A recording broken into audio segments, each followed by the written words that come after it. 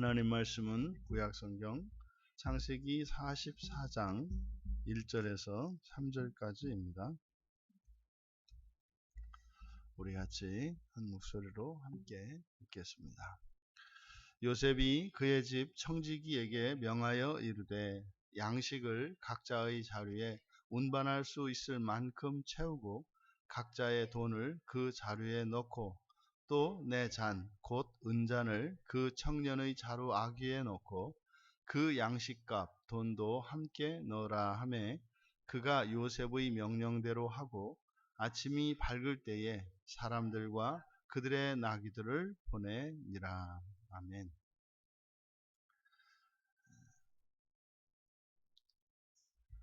모든 문제가 원하는 것을 얻었을 때라는 제목으로 말씀의 은혜를 나누고자 합니다. 이제 요셉이 청지기에게 이제 명령한 내용이 나오고 그 명령한 내용이 어떤 의미인지 우리가 함께 살펴보려고 합니다. 1절에서 청지기에게 명하여 이르되 이제 명령했다. 여기에 이제 사용된 차와라고 하는 말인데 이 차와는 자세히 가르쳐 말하다 이런 뜻입니다. 그러니까 이때 명령한다고 하는 것은 구체적으로 무엇을 할 것인지 지시하는 것을 말해요. 그러니까 이렇게 해라. 그러니까 이것은 요셉이 이미 사전에 계획한 것을 그대로 실행하도록 청지기에게 이야기한 것임을 나타냅니다. 그러니까 이것은 요셉이 어떠한 목적을 가지고 의도적으로 계획한 일입니다. 그 내용이 첫 번째로 운반할 수 있을 만큼 양식을 주라는 거죠. 운반할 수 있을 만큼. 그러니까 아끼지 말고 원하는 대로입니다. 아끼지 말고 원하는 대로 다 주라는 거죠. 그러니까 돈과 상관없이 그들이 얼마의 돈을 가져왔든지 상관없이 그들이 필요한 것, 원하는 것 다 주라는 겁니다. 그러니까 이것은 요셉이 동생으로서 형제의 그 우애를 나타내고 있죠. 하지만 아직 정체를 밝히지는 않고 있습니다. 이것은 또 실제로 요셉이 맨 처음 형제들에게 약속한 내용이었죠. 고향에 있는 그 작은 동생 막내 동생 베냐민을 데려온다면 그들의 정직을 인정해 줄 것이고 그러면 시므온도 돌려보내고 또 그들에게 식량을 줄 것을 약속을 했기 때문에 그 약속을 그대로 지킨 겁니다. 그래서 이제 베냐민을 데려왔으니까 그동안 구금해 놓았던 시므온도 이미 잔치상에 데려와 함께 음식을 먹었지 않습니까? 그래서 이제 자신이 말한 그것을 지키는 거죠. 그런데 두 번째로 또 식량을 넣게 한 것까지는 이제 요셉의 그 형들의 동생으로서 형제의 정을 나타내고 우애를 나타낸 것입니다만 뒤에 있는 내용이 좀 이상한 내용이죠. 거기에 이제 돈을 넣으라는 겁니다. 근데 각자의 돈을 자루에 놓고 또 내 잔 곧 은잔을 또 넣고 그리고 양식값 돈도 넣고 그러니까 여기서 각자의 돈이라고 하는 것은 지난번에 자루에 넣어줘서 가져갔다가 되 가져온 그 돈을 말하는 거죠. 그리고 이제 이번에 다시 식량값으로 지불한 그 돈, 이 두 종류의 돈 모두 그리고 이제 거기에 한 가지 더 내 잔, 그러니까 요셉의 잔, 그 은으로 만든 그 잔도 넣으라는 겁니다. 그러니까 이 내용이 좀 이상하죠. 근데 여기서 이 은잔, 요셉의 잔인 이 잔이 이제 히브리어로 까비아라고 되어 있습니다. 그러니까 이 까비아는 일반적으로 사용하는 그 술잔이 아니에요. 술잔은 코스라고 하는 말인데 여기에는 까비아라고 되어 있습니다. 그래서 이 까비아는 주로 이제 뒤에서도 이제 이야기 소개가 됩니다만, 물을 넣어서 그것으로 뭐 이렇게 점치는 법이 있나 봅니다. 물을 넣어가지고 뭐 어떻게 해서 뭐 그 컵, 그 잔의 뭐 주변을 돌리든지, 그래서 뭐 물에 그림자가 생기는지 어쩌는지, 어쨌든 이거를 점치는 도구로 쓰는 거예요.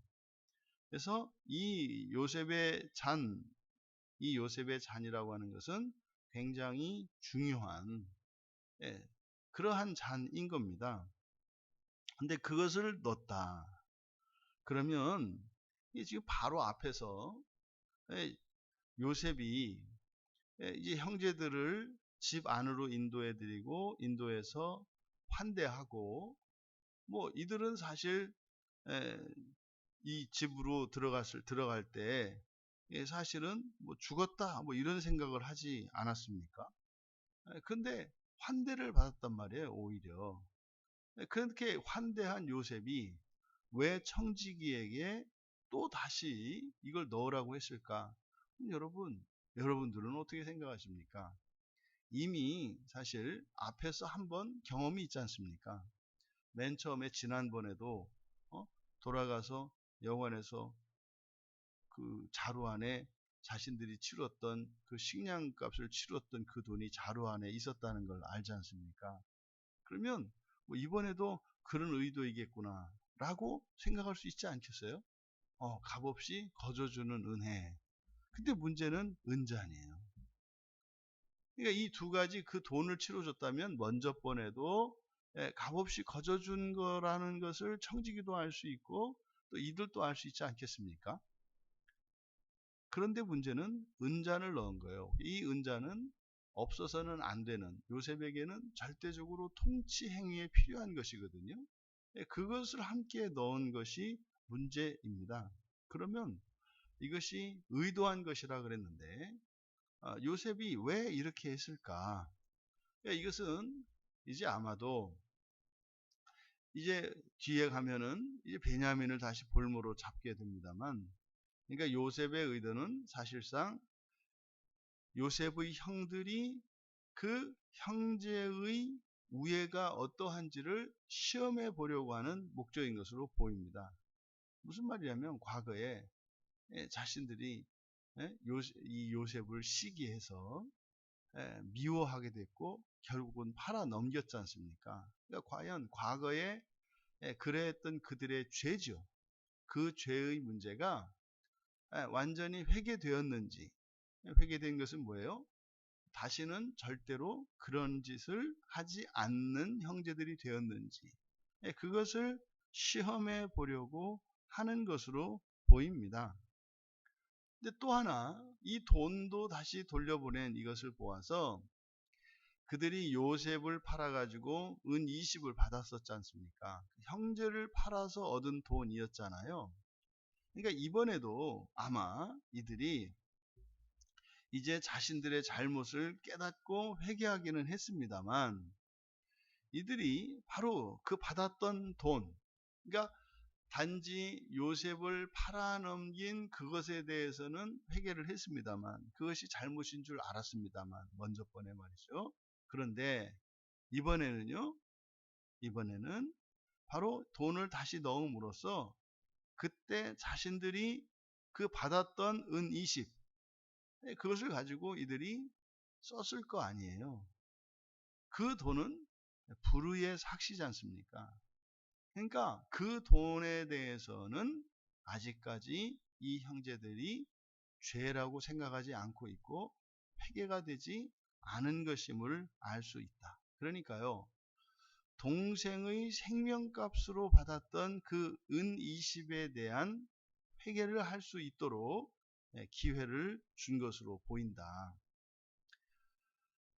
그리고 이제 아침이 밝을 때 3절은 2절의 끝에 그 청지기가 요셉의 명령대로 했다 이렇게 합니다. 그러면 이제 그 다음날 이제 날이 밝은 겁니다. 아침이 밝을 때에 그대로 직역을 하면 그 새벽이 빛날 때, 그러니까 좀 긴장감이 있어요. 그 새벽이 빛날 때, 그리고 어떤 변화, 반전 이게 있는 거죠. 그러니까 여러분, 지금 요셉의 형제들이 그 새벽이 빛날 때, 그 다음날 새벽이 일찍 일어났습니다. 해가 쨍하고 떴습니다. 여러분, 이들은 얻고자 하는 것을 다 얻었죠. 다 얻었습니다. 식량도 가져갈 수 있을 만큼 충분히 다 얻었죠. 그리고 갇혀있던 시므온도 무사히 석방되어서 되돌아갔죠. 그리고 그토록 야곱이 노심초사했던 베냐민도 안전하게 이제 다시 되돌아갈 수 있죠. 모든 것을 다 얻었습니다. 그런데 3절을 우리말 성경에는 능동태로 요셉이 주어가 되어서 사람들과 그들의 나귀들을 보내니라 이렇게 되어 있습니다만 원문은 수동태로 되어 있습니다. 그러니까 1절과 1절은 요셉이 청지기에게 명령한 거고요. 1절과 2절에 있는 내용. 그래서 2절의 끝에 청지기가 주어가 돼서 요셉의 명령대로 한 거고요. 그리고 3절은 수동태로 되어 있습니다. 그래서 그 사람들과 형제들이죠. 그 사람들과 그들의 나귀들이 보내졌다 이렇게 됩니다. 그러니까 요셉의 종인 청지기도 전부 능동태를 쓰고 있어요. 그러니까 주권적 행위입니다. 그런데 이 3절에 그 형제들은 수동태를 사용함으로써 이렇게 가는 이것이 마치 본인들은 여기에 와서 자신들이 원하는 것을 다 얻었기 때문에 자신들의 뜻을 다 이루었고 자신들이 가고 있다고 생각하겠죠. 언제요? 그 새벽이 빛날 때 말입니다. 그러니까 이제 모든 것을 다 이루었다라고 생각하지만 사실은 주권이 아직도 누구에게 있다? 요셉에게 있다는 것을 나타내기 위해서 수동태로 나타내고 있다. 사실은요, 이 요셉에게 이 주권이 있다는 것은 아직 이들이 회개가 온전하지 않았다는 것이고, 또 한편으로는 여전히 이들이 스스로 자신들이 주체적으로 하는 것 같지만 여전히 죄가 역사하고 있는 거죠. 이 부분을 나타내고 있다. 여러분 생각을 해보세요. 이제 틀림없이 그 집으로 우리를 끌어들이는 거 보니까 우리를 종으로 삼을 것이고 우리가 데려온 나귀와 돈들을 다 뺏을 것이라고 생각을 했지 않습니까? 근데 웬걸 그 뜻밖의 그냥 환대를 받고 횡재를 했지 않습니까? 또 그냥 알기는 어떻게 알았는지 그 서열대로 그 나이 순서대로 쭉 앉혀가지고 말이죠. 그렇게 하고 더더군다나 정말 불안불안하는 그 베냐민에게는 다섯 배나 되는 음식을 내주어 가지고 그 기쁨이 더했지 않습니까? 그리고 나서 뭐 이제 모든 걸 다 얻었잖아요. 그런 이들이 게다가 식량도 말이죠. 원 없이 다 얻었지 않습니까? 그러니 이들의 그 새벽은 희망찬 새벽이고 말이죠. 유다의 경우에 자기의 목숨을 걸고 자기 두 아들의 생명을 담보로 걸었었는데 그 베냐민의 손을 탁 잡고 말이죠. 시므온도 손을 잡고 말이죠. 좌청룡 500호로 시므온과 베냐민의 손을 탁 잡고 나귀를 끌고 딱 되돌아가는 그들의 두 다리에는 힘이 불끈 솟았을 것이고 그 새벽 햇빛을 바라보고 딱 나갈 때 그들은 마치 개선장군과 같았을 거다. 그거죠. 그런데 간 것이 아니라 보내졌다라고 하는 이 수동태를 통해서 실제 아직 문제가 완전히 해결된 것은 아님을 나타내고 있다. 지금 이 형제들의 마음을 우리가 짐작해 볼 수 있습니다. 그리고 이들의 태도가 어떠해야 하는지 우리가 알아볼 수 있습니다. 마치 요셉의 형제들과 같은 때가 우리들에게 있죠. 우리들이 일상생활을 할 때 어떤 문제가 발생을 했고 우리들이 원하는 것이 있을 때 우리들이 원하는 대로 우리의 뜻한 대로 모든 것이 다 이루어졌을 때 그때 이 형제들은 지금 모든 문제가 완전히 해결됐다고 생각을 하죠. 그리고 개선장군처럼 당당하게 가고 있죠. 이것이 우리의 일상에 일어납니다. 모든 문제가 다 사라졌을 때, 내가 원하는 일들이 다 이루어졌을 때, 바로 이때를 이야기하는 거예요. 그때도 우리가 원하는 것을 다 얻고 우리가 뜻하는 대로 일들이 만사형통될 때 아무 문제가 없는 것이 아니다.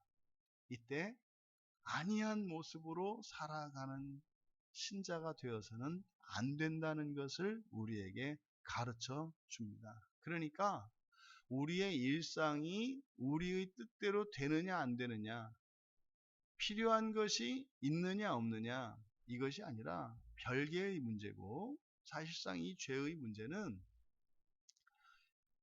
우리의 일상에 어려움이 있느냐 없느냐가 아니라 늘 상존하는 것입니다. 늘 상존하는 겁니다. 우리가 깨닫지 못하는, 이들이 앞에서 그 형제를 팔아넘긴 그것이 끔찍한 죄인 것을 깨닫고 앞에서 이미 회개했습니다만 그것으로 끝난 것이 아니라 다시 또 회개해야 할 죄가 있다는 것을 깨달아야 하는 거죠. 그러면 이렇게 모든 것을 다 얻었을 때 다 된 것이 아니라 그때도 우리가 무엇을 해야 한다? 회개할 죄가 무엇인지를 생각해 보아야 한다는 겁니다. 그러니까 항상 우리들의 삶의 기준은 일상이에요. 일상에서 어떤 문제가 터졌을 때 거기에서 우리는 회개되지 않은 죄가 있다면 회개해야 할 것이고, 또 반대로 우리가 회개할 죄가 없다면 우리 내면에 감추어진 허물이 죄라는 것을 깨달을 수 있는 기회로 삼아야 하고, 우리가 뜻밖의 일들, 우리의 문제들이 해결되었을 때도 그것의 결국은, 다시 말해 우리의 일상에서 어려운 일이 생기든 우리의 일상 가운데에서 복된 일이 생기든, 일상과 다른 일들이 생기면 결론은 무엇으로 가야 한다는 거예요? 죄와 허물로 가야 한다는 거예요. 좋은 일이 생기면 좋은 일이 생겼기 때문에 그것을 통해서 우리가 죄와 허물을 깨닫고 회개할 수 있는 기회로 삼아야 하고, 일상에서 사소한 일이라 할지라도 우리가 원하지 않았던 그런 일들이 생기면 마찬가지로 이것을 통해서 우리는 죄와 허물을 발견하고 회개할 수 있어야 한다 이 말이에요. 이게 재창조의 삶을 살아가는 그리스도인의 삶의 방식이에요. 그러니까 일상에서 일어나는 불행한 일이든 우리를 행복하게 하는 일이든 이 일들을 통해서 우리는 항상 죄를 발견하는 거죠. 그래서 그것으로 문제를 해결할 수 있고, 또 그것으로 우리에게 주어진 그 복이 참으로 우리에게 복이 될 수 있다는 겁니다. 하지만 자칫 잘못하면 원하는 것을 얻었을 때 마치 이제 아무 문제도 없는 것처럼, 하나님과 완전한 평화를 누리고 있는 것처럼, 이렇게 잘못된 이런 안이한 삶, 거짓된 평화를 누리며 살 수 있다. 이 세상에서 완전한 평화는 없다. 이걸 잊으시면 안 돼요. 내가 너무 평안해요. 내 마음이 평화로워요, 주님. 이럴 수는 없어요. 평화롭지만 그 안에는 항상 죄와 허물이라고 하는 긴장이 내재되어 있다. 그래서 완전한 평화를 추구하려고 하지 마라. 그 완전한 평화를 목표로 해라. 그 완전한 평화는 하나님 나라에서 이루어지는 것이다. 그래서 이 세상의 모든 것을 다 가지고 있고 우리의 뜻이 완전하게 이 세상에서 성취된다 할지라도 우리는 배고프고 목말라야 한다. 무엇에 대해서? 하나님 나라에 대해서. 바로 이 부분을 우리에게 가르쳐주고 있다. 또 우리들이 원하는 것을 다 얻었을 때, 그때는 지금 이들이 그 새벽이 빛날 때 이제 이들은요 완전한 자유와 해방을 얻었고 자신들의 주권을 회복했다고 생각할 거예요. 이제는 뭐 누구한테 뭐 잘 보일 것도 없고 아쉬울 것도 없어요. 근데 말입니다, 이 세상을 살아가는 동안은 우리에게 주어지는 주권이 있죠. 하나님께서 우리에게 주권을 주시죠. 자유의지를 주시죠. 근데 그것은 아직 불완전한 주권이라는 것을 잊으면 안 됩니다. 불완전합니다. 우리의 주권은 사실은 무엇을 위해 있는 겁니까? 시험 중인 주권이죠. 참으로 하나님의 주권과 일치하는지. 그러니까 운전하는 거로 치자면 우리는 아직 면허증을 발부받은 게 아니라 지금 도로 위에서 시험 운행 중이라고 하는 사실을 잊어서는 안 된다 이 말이에요. 우리가 이렇게 딱 면허증을 얻어가지고 마음껏 운전하는 거, 이게 언제예요? 이게 하나님의 나라에서 부활하여 누리는 거고요. 그 이전까지는 옆에 시험 감독관이 있어요. 감독관이 이렇게 해라 저렇게 해라 하지는 않죠. 근데요 어떻게 하나 보고 있죠. 그러니까 이거는 여러분 감시받으라는 게 아니에요. 여러분이 하고 싶은 대로 할 수 있는 대로 하되, 현재 우리가 가지고 있는 이 주권은 시험 중인 주권이요 불완전한 주권으로서 완전한 하나님의 주권에 일치시키기 위하여 훈련하는, 시험하는 그것이라고 하는 것을 늘 기억하면서 늘상 하나님 말씀 앞에 나 자신을 비춰보고 그리스도의 완전을 위해서 살아가야 하는 것입니다. 여러분에게, 여러분 인생에 이러한 일들, 다시 말해 여러분이 원하는 것들을 다 얻을 수 있을 때, 다 얻었을 때, 그때조차도 여러분들이 이 죄와 허물의 문제를 해결할 수 있는 기회로 삼아서 하나님이 여러분에게 원없이 복을 주셔도 그것으로 인하여 더 큰 영적인 복을 받고, 그래서 여러분의 인생이 그렇게 정말 복이 넘치는 인생이 되기를 주님의 이름으로 축복합니다. 존귀하신 하나님, 원하는 것을 다 얻었을 때조차 그것으로 만족하는 어리석은 자들이 아니라 그것을 통하여 하나님 나라의 복을 더욱 구하며 살아가는 저희들 되게 하여 주셔서 인생의 그 어떤 환난도, 또한 저희의 인생에 부어지는 하나님의 큰 축복도 영적인 복이 되게 하여 주셔서 탈이 없는 거룩한 삶을 살아가는, 그래서 저희들을 통하여 이 세상을 구원하시고자 하시는 하나님의 구원의 일들이 성취되어지는 복된 성도들 다 되게 하옵소서. 감사하며 예수님의 이름으로 기도하옵나이다.